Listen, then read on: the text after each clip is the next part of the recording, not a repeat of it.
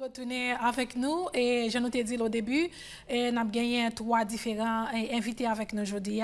Et premier invité nous c'est 2 jumeaux et d'après c'est jouer pour moi comment songer qui est qui Patrick, qui est qui Mike. Bon, I got it. OK, nous gagnons bon raison fait que bon venir avec 2 messieurs ça parce que vraiment m't'a écouté histoire et Patrick m'te trouvé que l'important pour yo vinn dire nous qui vraiment qui côté au sorti et bien qui expérience que au passé vivre boy ici là et puis dans domaine que yo y a parce que nous connaît en pile dans pile pays et surtout aux États-Unis et l'homme police et gens là nous tendait avec causer et brutalité et police a fait tout ça l'orgon haïtien qui dans domaine ça et bien cap et faire moun observer la loi et bien vraiment il gagne pile bon côté mais il gagne des côtés tout qui un peu frustrant et m'a quitté nous introduit et puis dit qui côté nous sorti Patrick. OK, mon nom c'est Patrick Jean Jerome. Nous sortis mon Vernon, New York et là nous habitons mes parents nous haïtiens. OK, Mike. Mike Jean Jerome. Est-ce que c'est Michael ou bien Mike? Mike, OK. Oui. Et Mike Jean Jerome. Moi, là, ma Vernon, même chose. Mais est-ce que ça arrive souvent côté que mon prend enfin les Patrick Mike et Mike Patrick ça arrive souvent? Ça a passé tout le temps. Et spécialement là nous allons job ensemble. Gen là yo ouais moi et puis 2 minutes passées yo ouais monsieur yo dit comment faire changer radio. Bien comme ça. Oh my God. Même là nous t'es l'école, nous avons des amis qui ne même connaissaient c'était Marassa, nous t'es nous fait 4 ans là la high school là, après yo pas jamais connaît ça. OK. Mais Patrick, est-ce que nous fait toute en France nous ici ou du moins nous avons chance d'aller en Haïti tout? Yeah, là nous t'es fait par nous voyer nous à Haïti, grand-mère avec ma tante nous lever nous à Haïti. Il était à l'école séminaire, à l'école Saint-Louis. Oh. Et puis là, nous avons peut-être 8 ans, 9 ans, nous retournons ici et puis nous continuons à l'école ici. Depuis là, nous n'avons pas jamais retourné à Haïti, même pour visite? Non. OK. Je que vous dites comment qui ça qui mène nous dans branche ça pour nous choisir pour entrer dans l'académie? Mais est-ce que police, les deux, c'est même branche que nous y Police, c'est police, moi c'est pompier. OK. Mais maintenant, qui fait que nous choisissons branche ça? Je ne vais pas cacher on desk. Je peux faire bagaille, je peux faire pour move tout le temps. Si je suis à descendre, je ne vais pas sentir moins bien. So, je vais chercher un travail qui te ça me voulait faire. Okay. Plus, I like adrenaline rush. Okay. And pompier offre-moi tous les deux. Okay. So, ça fait moi OK. Pour ça, comment nous choisir métier? On est levé, on dit, on parle. Non. Et puis. Non, l'église, nos amis, moi, qui étaient là, pompier, dis-moi, il y a des Tesla, est-ce qu'il voulait prendre? So, moi, je dis, OK, je prends, mais juste pour ça, je fait. OK. Et puis, you like it? Yeah, very much. For me, it was by luck. I had lost my job, and I was trying to look at, my options. Then he came over to my house and was like, "Hey, I'm graduating from the academy, the fire academy," and I was like, "Whoa, okay, job security, good benefits, let me try it out." So I took both the fire department and the policeman test, passed both of them, and at that point it was like whoever called me first. So the police department called me first. On prend un job ça. Après 2 ans, pompier et moi, même pas de changer de job, so moi j'étais côté m'était. Oh, OK. OK. Mais comment vous arrivez à venir à détective? Comment le process là pour arriver à niveau ça? Coup passé test là, maintenant académie, et puis coup fin académie, ou entrer dans le police département, they train you, and you start out as a patrol officer. And from the patrol officer, there's other options. I was fortunate enough to, from patrol, which is the basic, to go into support service division, which helps the whole department. From support service division, I went to SWAT, which is what they call now ESU. From there, I went to crime scene investigation. Wow. You know, from crime scene investigation, I went to general investigation. From general investigation, I went to the mayor's detail, the mayor's security detail. And from the mayor's security detail, I left. So now I work with the school. I work in the schools with young kids of different ages. Mais maintenant, comment vous retrouvez pour un Haïtien pour un niveau ça ou du moins dans métier ça comment retrouver ou même comment sentir encadrement tout ça avec collègues monde qui travaille et qui n'entourage comment retrouver est-ce que son bagage qui facile as an Haitian to be a policeman and detective and everything?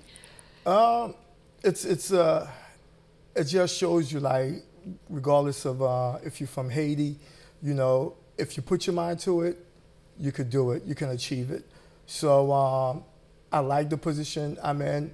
You know, I'm able to, if I go on a job and there's Haitian, you know, community that I have to deal with, I'm able to talk to them and Creole, you know, and it makes them feel comfortable. Because a lot of time when you're from another country and you come to the United States, when you see a police officer, you know, you have that, you know, I don't know how they're gonna treat me because of the history, how they treat foreigners when they come here. So when they see someone that can speak their language, it puts them at ease. So it's a great job to have. I encourage other Haitians out there, you know, to follow, you know, my brothers in our footsteps, so that way you can help the people in your community. Ok, m'dame Mike dis-nous qui meilleur moment que vous rappelez quand vous passé en Haïti growing up? Oh man, c'est longtemps mais l'MT dans le séminaire, Jean l'école Haïti avec Jean l'école ici, les pas même bagaille. Vous comprenez, gain discipline, ici pas gain discipline, même professeur, vous comprenez, yo muto apprendre un peu bagaille. So coming here was a big shock. Okay. You know, you have to overcome so much. You know, I didn't know racism or anything when I was in Haiti growing up. You know, coming here, it's a whole new environment, and kids are making fun of you because of your accent and where you're from. So you had, you know, it was a lot to overcome. Ok, mais comment vous venez retrouver maintenant, l'offre fait transition ça, sorti Haïti, arrivé ici, qu'on y a là, faut à l'école, no matter what, faut à l'école, et maintenant, comment vous retrouver ou qu'on y a là, parce que l'offre jeune toute barrière ça, racisme ou jeune toute l'autre qualité de mon passé dans bêtise tout ça, mais comment surmonter et pour ça? Moi, je reconnais que le pays haïtien, c'est le premier pays qui était indépendant. Vous comprenez? Moi, je reconnais côté me sorti. So, côté me sorti, c'est défend côté yo sorti. Même Kounia, l'aime notre travail là, vous comprenez, make fun. Still now? Yes. Either if, because I don't try to lose my accent, because I tell them I'm proud of where I'm from. Okay. So I don't hide it. And because of that, they'll make fun of me. But I also inform them that I'm Haitian by blood. Even though we were born here, I still call myself Haitian. You know, because my parents and my family are Haitian. So I never tell them I'm American. I say I'm Haitian. Okay. And I always let them know, you know, this is your country. I came to this country not learning how to speak English. I overcame that. I got the same job as you did. That you were born here, and now I'm promoted to a higher rank than you. That's so right. Imagine if I was born here. Yes. You know, and yes. I grew up here without going to Haiti. Yes. So I always let them know, you know, Haitian is not a force, exactly. That's right. I mean, I forgot to ask you, are you guys married? No. No. You're not no, married? I'm not. No. You're not married? No kids? One. Well, go ahead. One, I have a son who's 23 years old. Okay. So that's it. And I have a son and daughter. My son is 20, and my daughter is 26. Okay. M'dame kounya ke nou di nou comment nap remet comme te ka di ça là ça pa nou te investi nan nou comment how you giving back to the community. M'gen deux travail. M'se pompier puis m'travaille avec ti moun qui police arrêté qui en prison. So ça moi fait l'aime pas travailler en pompier.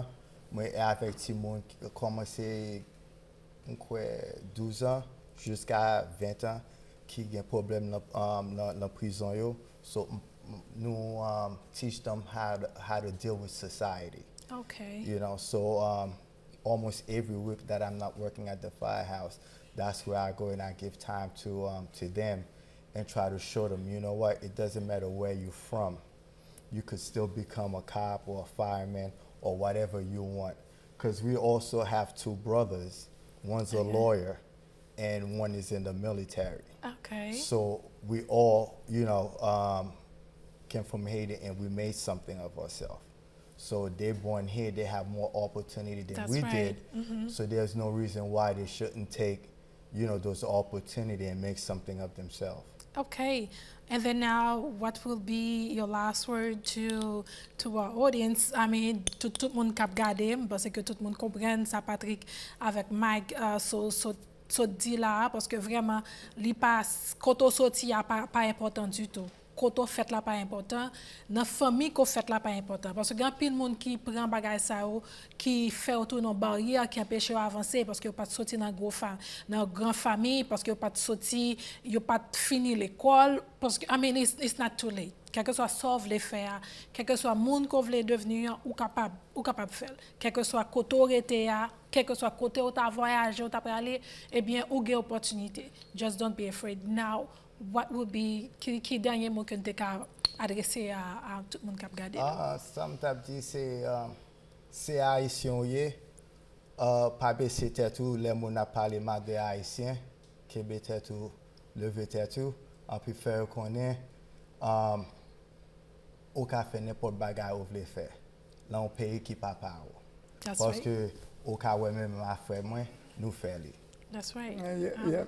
I just like to echo what my brother just said. It's especially for the young kids out there, you know, first generation Haitian, you know, second generation, you know, you can accomplish anything you want to accomplish. You know, don't let any obstacles stand in your way. You can overcome them, you know, because if my brother and I can sit here and have this, you know, interview with you, you know, I hope that somewhere down the line, there's other Haitians, you know, that can come in here who becomes firemen, police officers, doctors, you know, and go back to that community like we have done and give back the same way we have. Thank you. Et nous dit Patrick, merci. Mike, merci beaucoup. Et n'a pas invité au pas déplacer. M'bral quitter nous garder musique ça. C'est Gazman, disciple Gazman. En fait, musique ça vraiment, les petits gens choqué moi. C'est faute papa. Nous allons regarder l'histoire ça et puis nous tourner avec un petit détail sur l'histoire.